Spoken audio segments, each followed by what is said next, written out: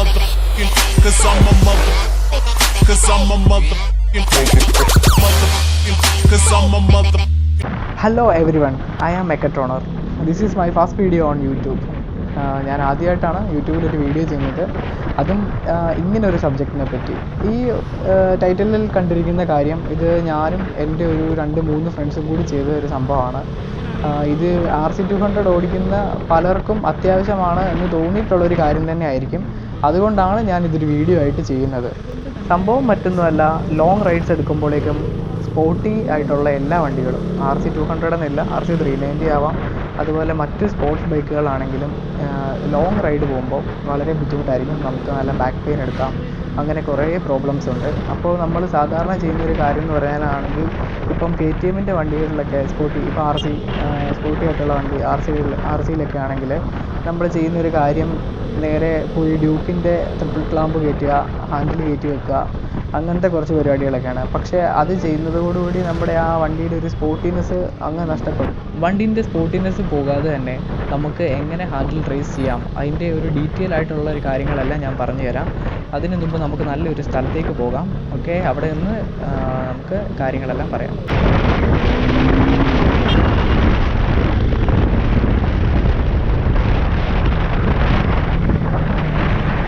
ഒരു സ്ഥലത്തേക്ക് വന്നിട്ടുണ്ട്.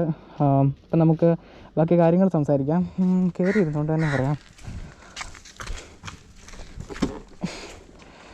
ഓക്കെ, ഒറ്റ നോട്ടത്തിൽ തന്നെ നിങ്ങൾക്ക് മനസ്സിലാവും ഇത് സ്റ്റോക്ക് വരുന്നതിലും കുറേ അപ്രൈറ്റഡ് ആണെന്ന്. സ്റ്റോക്ക് ഞാൻ ഹാൻഡിലിൽ ഇവിടെയാണ് പിടിച്ചുകൊണ്ടിരുന്നതെങ്കിൽ ഇതിപ്പം ഇത്രയും ഉയർന്ന മുകളിലേക്ക് വന്നിട്ടുണ്ട്. ഏകദേശം ഒരു 5 to 8 സെൻറ്റിമീറ്റർ ഹൈറ്റ് കൂടിയിട്ടുണ്ട്. ആക്യുറേറ്റ് ആയിട്ടുള്ള ഹൈറ്റ് ഞാൻ ഡിസ്ക്രിപ്ഷൻ ബോക്സിൽ ഇട്ടേക്കാം, നിങ്ങൾ ചെക്ക് ചെയ്താൽ മതി. R15 വേർഷൻ 2ൻ്റെ ഹാൻഡിലാണ് നമ്മൾ എടുത്തേക്കുന്നത്. ഇതെടുക്കാനുള്ളൊരു കാര്യം എന്ന് പറഞ്ഞു കഴിഞ്ഞാൽ, ഈ ഒരു റൗണ്ട് ഷേപ്പ് കണ്ടോ, ഈ ഒരു റൗണ്ട് ഷേപ്പ് ഉണ്ടെങ്കിൽ മാത്രമേ നമുക്ക് ഈ ഒരു 3 പീസ് ഹാൻഡിൽ അഥവാ സ്ലിപ്പ് ഓൺ ഹാൻഡിൽ നമുക്ക് ഇതിലേക്ക് ഫിക്സ് ചെയ്യാൻ പറ്റത്തുള്ളൂ. അപ്പം ഈ ഒരു ഹാൻഡിലിൻ്റെ ഇവിടെ നിന്നുള്ള ഈ ഒരു ഹൈറ്റും ഇതൊക്കെ നമുക്ക് ഹൈറ്റ് കൂടുന്നതിനുള്ള ബെനിഫിറ്റായിട്ട് വരും. പിന്നെ പറയാനാണെങ്കിൽ ഈ ഒരു ഫോർക്ക് ക്യാപ്പിനെ പറ്റിയാണ്. ഈ ഫോർക്ക് ക്യാപ്പ് ഉണ്ടാക്കിയെടുത്തത് നമ്മൾ കംപ്ലീറ്റും ലെയ്ത്ത് വർക്കാണ്. ഇത് ഈ ഫോർക്ക് ക്യാപ്പിൻ്റെ ഒരു ഇതിന് മുമ്പത്തെ ഫോർക്ക് ക്യാപ്പിൻ്റെ പിക്ചർ ഞാനിത് ഈ ഫോട്ടോയിൽ കാണിക്കാം. ഇതാണ് ആ ഫോർക്ക് ക്യാപ്പ്.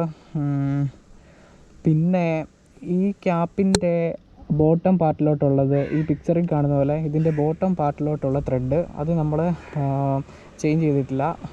അതുപോലെ തന്നെ അതിൻ്റെ അകത്തുള്ള ത്രെഡും അതിൻ്റെ പുറമേ വരുന്ന ത്രെഡും എല്ലാം സെയിം തന്നെയാണ്. പിന്നെ അതിൻ്റെ മുകളിലേക്കുള്ള ഈ പോർഷൻ, ഈ ഒരു സിലിണ്ടറിക്കൽ പോർഷനാണ് നമ്മൾ വ്യത്യാസം വരുത്തിയിട്ടുള്ളത്.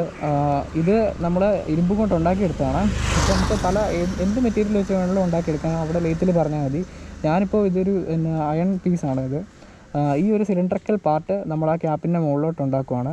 എന്നിട്ട് ഈ ഹാൻഡിൽ കയറ്റി ഇടാൻ പാകത്തിന് വേറൊരു ചെറിയ സിലിണ്ടറിക്കൽ പാർട്ടും അതിൻ്റെ മുകളിൽ നിന്നും, പിന്നെ ഈ ഒരു നട്ട് മുറുക്കാൻ വേണ്ടി ഈ ഒരു സെറ്റപ്പ് ഇതിങ്ങനെ ഉണ്ടാക്കിയെടുത്തു. അപ്പോൾ ഇത്രയൊക്കെയാണ് ഇതിൻ്റെ ചെയ്തിട്ടുള്ള കാര്യങ്ങൾ. ബാക്കി നമുക്ക് ഇവിടെ നിന്ന് മാറിയിട്ട് സംസാരിക്കാം. അത്യാവശ്യം നല്ല ചൂടുണ്ട് ഇവിടെ.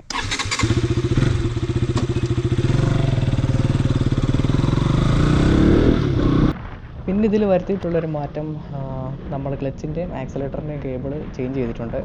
അത് ലെങ്തിൻ്റെ പ്രശ്നമുള്ളതുകൊണ്ടാണ്. ഇതിൻ്റെ പഴയ വരുന്ന കേബിൾ ഇതിൻ്റെ ഹൈറ്റ് കൂടുമ്പോൾ ആ ലെങ്ത്തുമായിട്ട് പ്രശ്നം വരും. ക്ലച്ച് കേബിൾ നമ്മൾ ഡ്യൂക്ക് 200ൻ്റെയാണ് വെച്ചിരിക്കുന്നത്. അതുപോലെ തന്നെ ആക്സിലേറ്റർ കേബിൾ ബുള്ളറ്റ് 350യുടെയാണ്. അത് ഓൾഡ് മോഡൽ ബുള്ളറ്റിൻ്റെ വേണം, അതിന് സിംഗിൾ കേബിൾ വരുന്നുള്ളൂ. മറ്റേ വരുന്നൊരു ഡ്യുവൽ കേബിളാണ്, അത് ഇതിന് സ്യൂട്ടാവില്ല. പിന്നെ ഹാൻഡിൽ നിന്ന് സ്ട്രോങ് ആയിട്ടിരിക്കാനായിട്ട് നമ്മൾ പുറകിൽ നിന്നൊരു നട്ടും കൂടി കൊടുത്തിട്ടുണ്ട്. അത് ഈ ഫോട്ടോയിൽ കാണുന്നതാണത്. അതിനായിട്ട് ഹാൻഡിലൊരു ഹോളും അതുപോലെ ആ ക്യാപ്പിലൊരു ത്രെഡും ചെയ്യിപ്പിക്കണമായിരുന്നു. അതും നമ്മുടെ ലെയ്ത്തിൽ കൊണ്ട് തന്നെയാണ് ചെയ്യിപ്പിച്ചത്. അപ്പോൾ പിന്നെ ഇത്രയൊക്കെ തന്നെ ഉള്ളൂ, വേറൊന്നുമില്ല. ഇത്രയൊക്കെ മാറ്റം വരുത്തി കഴിഞ്ഞാൽ നമുക്ക് ഈ വണ്ടി കംഫർട്ടബിളായിട്ട് ഓടിക്കാൻ സാധിക്കും. അപ്പോൾ ഫ്രണ്ട്സ്, നിങ്ങൾക്ക് വീഡിയോ ഇഷ്ടപ്പെട്ടു എന്ന് കരുതുന്നു. വീഡിയോ ഇഷ്ടപ്പെട്ടെങ്കിൽ ലൈക്ക് ചെയ്യുക, കമൻറ്റ് ചെയ്യുക, അതുപോലെ തന്നെ വീഡിയോ എല്ലാവർക്കും ഷെയർ ചെയ്ത് കൊടുക്കുക. പിന്നെ നമ്മുടെ ചാനൽ ഒന്ന് സബ്സ്ക്രൈബ് ചെയ്ത് ബെല്ലൈക്കൺ കൂടെ ഒന്ന് എനേബിൾ ചെയ്ത് വെക്കുക. നമ്മൾ പുതിയ വീഡിയോസ് അപ്ലോഡ് ചെയ്യുമ്പോഴത്തേക്കും നിങ്ങൾക്ക് നോട്ടിഫിക്കേഷനായിട്ട് ലഭിക്കും. ഫ്രണ്ട്സ്, അപ്പോൾ നമുക്കിനി ഒരു പുതിയ വീഡിയോയിൽ കാണാം. ബൈ.